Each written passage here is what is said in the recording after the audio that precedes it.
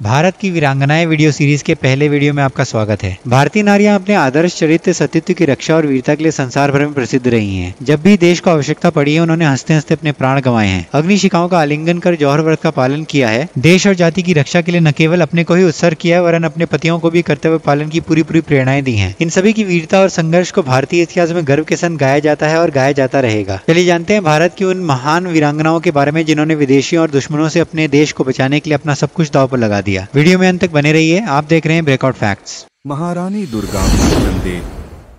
रानी दुर्गावती भारत की एक प्रसिद्ध वीरांगना थी जिसने मध्य प्रदेश के गोंडवाना क्षेत्र पर शासन किया। उनका जन्म 5 अक्टूबर 1524 को कलिंजर के राजा कीर्तिवर्मन चंदेल के यहाँ हुआ था। उनका राज्य गढ़मंडला था जिसका केंद्र जबलपुर था। चंदेल वंश गौड़ जनजाति मूल का राजपूत वंश था। दुर्गाष्टमी पर जन्म के कारण उनका नाम दुर्गावती रखा गया। नाम के अनुरूप ही तेज, साहस, शौर्य और सुंदरता के कारण उनकी प्रसिद्धि सब ओर फैल गई थी। वह बाल्यावस्था से ही अपने पिता के साथ जंगलों में जाती थी और उनसे शिकार के लिए शस्त्र चलाना सीखती थी। 13-14 वर्ष की आयु में ही वह शस्त्र चलाने में इतनी कुशल हो गई कि सिंह, तेंदुआ जैसे भयंकर वन्य हिंसक जंतुओं का शिकार सहज ही कर लेती थी। कलिंजर से कुछ दूर गोंडवाने का राज था जिसका शासक दलपति शाह बड़ा ही वीर और सुयोग्य राजा था। उसकी राज्य व्यवस्था इतनी उत्तम थी और सुरक्षा की दृष्टि से उसने अपनी सेना को इतना शक्तिशाली बना दिया था कि मुसलमान शासक उस पर आक्रमण करने का साहस नहीं करते थे। जब दलपति शाह ने राजकुमारी दुर्गावती के रूप और वीरता के चर्चे सुने तो उसने उसे अपनी पत्नी बनाने का निश्चय किया। इसके लिए उसने अपने कुछ सरदारों के साथ अपने पुरोहित को कलिंजर भेजा, पर कीर्तिवर्मन ने यह कहकर कि दलपति शाह हमारी उपेक्षा निम्न जाति का है, उसकी मांग को अस्वीकार कर दिया। इस पर दलपति ने कलिंजर पर चढ़ाई कर दी। कीर्तिवर्मन भी वीर था, पर दलपति के साहस और प्रबल सेना के सामने उसे पराजय स्वीकार करनी पड़ी। दलपति यद्यपि विजयी हुआ था, पर उसने कीर्तिवर्मन के साथ किसी प्रकार का दुर्व्यवहार नहीं किया, नहीं पुरानी बातों का कोई जिक्र किया। इससे कीर्तिवर्मन को अपनी करनी पर बड़ा पश्चाताप हुआ और उसने खुशी खुशी दुर्गावती का विवाह दलपति के साथ कर दिया। विवाह के पश्चात दोनों अपनी राजधानी गढ़मंडला में सुखपूर्वक रहने लगे। वर्ष भर के पश्चात ही उनके घर एक पुत्र रत्न का जन्म हुआ। चारों ओर प्रसन्नता का वातावरण छा गया। पर यह सौभाग्य क्षण स्थायी रहा, क्योंकि 2 वर्ष के पश्चात ही दलपति शाह एक भयंकर बीमारी के चंगुल में फंस गया और उसके बचने की कोई आशा न रही। दुर्गावती ने उसके साथ सती हो जाने का निश्चय कर लिया, पर दलपति ने स्वयं ही 3 वर्ष के राजकुमार को अनाथ हो जाने का भय दिखाकर ऐसा काम करने से उसे रोक दिया। पति के मरने पर दुर्गावती ने पुत्र वीर नारायण को गद्दी पर बैठाया और स्वयं संरक्षिका के रूप में राज्य की व्यवस्था करने लगी। उसने एक काम ऐसे मनोयोग, योग्यता और दक्षता के साथ किया कि थोड़े ही समय में राज्य की पहले से भी दुगनी उन्नति हो गई। प्रजा के सुखी और संतुष्ट होने से राज्य का वैभव और भी बढ़ने लगा और दुर्गावती का नाम चारों ओर फैल गया। पर इस सफलता के पीछे एक नई विपत्ति सिर उठा रही थी। दलपति की मृत्यु के पश्चात आसपास के शासकों ने गोंडवाने के राज्य को लावारिस समझ लिया था और वे सोच रहे थे कि 2-4 वर्ष में ही निर्बल होकर हमारा शिकार हो जाएगा। पर दुर्गावती की सुव्यवस्था और शक्ति को देखकर उनका भ्रम दूर हो गया और साथ ही वे उससे ईर्ष्या भी करने लगे। अगर कोई पुरुष शासक ऐसी उन्नति करता तो संभवतः वे उसकी तरफ इतना ध्यान न देते, पर एक स्त्री का इतने आगे बढ़ना और पुरुषों के लिए उदाहरण का स्वरूप बन जाना उनको खटकने लगा। इसीलिए कुछ समय के पश्चात मालवा के शासक बाघ बहादुर ने अकस्मात उस पर हमला कर दिया, पर दुर्गावती ने उसको ऐसी करारी हार दी कि उसको अपनी जान बचाकर भागना ही पड़ा। उस समय दिल्ली के तख्त पर अकबर का राज था। अब वह मालवा तथा बंगाल को अपने अधिकार में कर गोंडवाना की तरफ बढ़ने का इरादा कर रहा था। रानी दुर्गावती ने समय से पूर्व ही इसका अनुमान कर लिया। यद्यपि इतने बड़े बादशाह का सामना करने की ताकत गोंडवाना में नहीं थी, तो भी रानी चुपचाप अपनी सैनिक शक्ति को बढ़ाती रही। उसने निश्चय कर लिया कि वो किसी भी अन्यायपूर्ण आदेश को नहीं मानेगी और अपनी स्वाधीनता को सहज ही नष्ट नहीं होने देगी। अकबर के आदेश से कड़ा के सूबेदार आसफ खान ने रानी दुर्गावती का भेद लेने के लिए जासूस भेजे और उसके कुछ लालची और चरित्रहीन सरदारों को लालच देकर तोड़ लिया। इसके बाद अकबर ने यह चाल चली कि दूत के हाथ एक पत्र दुर्गावती के पास भेजा कि वे अपने प्रधानमंत्री आधार सिंह को दिल्ली भेज दे, जहां उससे कुछ शासन संबंधी कार्य कराया जाएगा। इसका उद्देश्य यह था कि दुर्गावती ने अगर इस बात से इनकार किया तो इसी बहाने उस पर चढ़ाई कर दी जाएगी और यदि मंत्री को भेज दिया तो उसे हर तरह से लालच देकर अपनी ओर मिला लिया जाएगा। फिर उसे आगे कर गोंडवाने पर आक्रमण किया जाएगा जिससे प्रजा में फूट पड़ जाए। रानी दुर्गावती तो अपने स्वामी भक्त मंत्री को इस प्रकार की विपत्ति में फंसाने को तैयार न हुई, पर आधार सिंह स्वयं ही दिल्ली चला गया ताकि वहां जाकर अकबर की चालों का पता लगाया जा सके। जब अकबर के सामने पहुंचा तो उसने पहले उसको गोंडवाने का शासक अथवा अपना मंत्री बनाने का लालच दिखाया, पर जब इन चालों का उस पर कोई प्रभाव न पड़ा तो उसे जेल खाने में बंद करा दिया गया और आसफ खान को गोंडवाने पर हमले करने की आज्ञा दे दी। इस प्रकार अकबर ने अपने स्वभाव के अनुसार ही नीचता का कार्य किया और अपने वायदे के खिलाफ आधार सिंह को कैद कर धोखे से रानी दुर्गावती पर आक्रमण कर दिया। यह सब करने पर भी मुगल शासक रानी दुर्गावती की तरफ से भयभीत था, इसलिए उसने एक बड़ी सेना और तोपखाने लेकर चढ़ाई कर दी। वहीं सैकड़ों गुप्तचर गोंडवाना भेज दिए गए। ये रानी के विरुद्ध प्रचार करते और वहाँ के उच्च पदाधिकारियों को अपनी ओर तोड़ने का प्रयास करते और उनको कुछ देशद्रोही व्यक्ति मिल ही गए जो चांदी के टुकड़ों के लिए मातृभूमि के संग दगा करने को तैयार हो गए। बदन सिंह नामक फौजी अफसर खुल्लम खुल्ला आसफ खान से जा मिला और उसे गढ़मंडला के सब सैनिक रहस्य बता दिए। पर अकबर बादशाह की तमाम तैयारियों और चालों को देखकर भी रानी दुर्गावती विचलित न हुई। उसे इस बात का खेद अवश्य था कि उसके साथियों में से ही कुछ लोग घर के भेदी बनकर शत्रु को आगे बढ़ने में मदद कर रहे हैं, तो भी अपने आदर्श से एक कदम भी पीछे हटने को तैयार न हुई। उसकी दृष्टि अपने कर्तव्य पालन की तरफ थी, फिर चाहे परिणाम कुछ भी निकले। जब मुगल सेना समीप पहुंची तो रानी स्वयं अपनी सेना का नेतृत्व करते हुए आगे बढ़ी। उसकी सबसे बड़ी कमी तोपखाने की थी। उस समय तक तोपों का व्यवहार मुगल शासक ही करते थे, देसी राजाओं के यहाँ वे बनती नहीं थी। पर रानी ने अपना मोर्चा एक ऐसे पहाड़ी स्थान पर लगाया जहाँ तोपों के गोलों का असर बहुत ही कम पड़ता था। उसने अपने सैनिकों में भावना भरी कि हम धर्म युद्ध कर रहे हैं। मुगल लोग आदताई हैं जो बिना किसी कारण के लूटमार के लालच से हमारे राज्य में घुस आए हैं। उन्हें मारकर खदेड़ देना ही हमारा कर्तव्य है। अपने सैनिकों को इस तरह की प्रेरणा देकर रानी स्वयं मुगल सेना में घुस पड़ी और ऐसी मारकाट मचाई कि उनके छक्के छूट गए। आसफ खान की गिनती मुगल साम्राज्य के प्रमुख सेनाध्यक्षों में की जाती थी, पर उसे भी कई मील पीछे जाकर अपनी रक्षा करनी पड़ी। पहली पराजय के पश्चात एक ओर तो आसफ खान ने झूठ मूठ संधि का प्रस्ताव करके रानी को धोखे में डालने की चेष्टा की और दूसरी ओर पुनः कई नई सेनाएं और तोपें मंगाकर नए आक्रमण की तैयारी में जुट गया। इस बार भी रानी ने ऐसी वीरता दिखाई कि शत्रु को बहुत दूर भाग जाना पड़ा। इस विजय से गढ़मंडला की सेना में बड़ा उल्लास पैदा हो गया और वे राग रंग मनाने में डूब गए। कुछ विश्वासघातियों ने चुपके से जाकर इसकी सूचना आसफ खान को दे दी। आसफ खान तो यही चाहता था, बस उसने तीसरी बार आक्रमण कर दिया। इस अचानक हुए आक्रमण से रानी विचलित जरूर हुई, पर उसने अपनी जितनी भी सेना इकट्ठी हो सकी उसे लेकर युद्ध छेड़ दिया। सिपाहियों को अधिक उत्साहित करने की भावना से उस दिन उसने सेनानायक का पद अपने पुत्र वीर नारायण को दे दिया। पुराने सैनिक अफसरों ने एक लड़के की अध्यक्षता में कार्य करना अपने लिए अपमानजनक समझा और जानबूझकर सैन्य संचालन में ढील डाल दी। यह देखकर रानी को लोगों की हीन भावनाओं पर खेद हुआ। वो घमासान युद्ध के बीच कूद पड़ी और सैकड़ों मुगलों को गाजर मूली की तरह काट डाला। इतने में एक तीर आकर उसकी आंख में लगा, जिससे उसने अपने हाथ से खींच लिया। थोड़ी देर में दूसरा तीर उसकी गर्दन में घुस गया। जब रानी को ऐसा लगा कि अब वो जीवित नहीं रहेगी तो शत्रुओं के हाथ पड़ना उचित न समझकर उसने अपनी छाती में कटार मारकर उसी समय अपने प्राण त्याग दिए। वीर नारायण भी युद्ध करते करते मारा गया। इस प्रकार एक महान वीरांगना की जीवन लीला समाप्त हो गई। पर उसने अकबर की अधीनता स्वीकार करके देश की गरिमा को लजाने वाले बड़े बड़े क्षत्रिय नरेशों के मुकाबले में 2 बार अकबरी सेना को परास्त करके सिद्ध कर दिया कि नारी भी यदि दृढ़ निष्ठा से काम ले तो रण क्षेत्र में चमत्कार दिखला सकती है। अगर सबसे बड़े मुस्लिम सम्राट के मुकाबले में किसी ने स्वाधीनता के झंडे को ऊंचा उठाकर रखा था तो वो महाराणा प्रताप के पश्चात रानी दुर्गावती ही थी। आज के वीडियो में इतना ही। अगर वीडियो पसंद आया तो इसे अपने दोस्तों के संग शेयर करें, वीडियो को लाइक करें और चैनल अब तक सब्सक्राइब नहीं किया है तो सब्सक्राइब करें और बेल आइकन को दबाएं ताकि आपको हमारे नए आने वाले वीडियोस का नोटिफिकेशन सबसे पहले मिल जाए। मिलते हैं अगले वीडियो में, तब तक अपना ख्याल रखिए।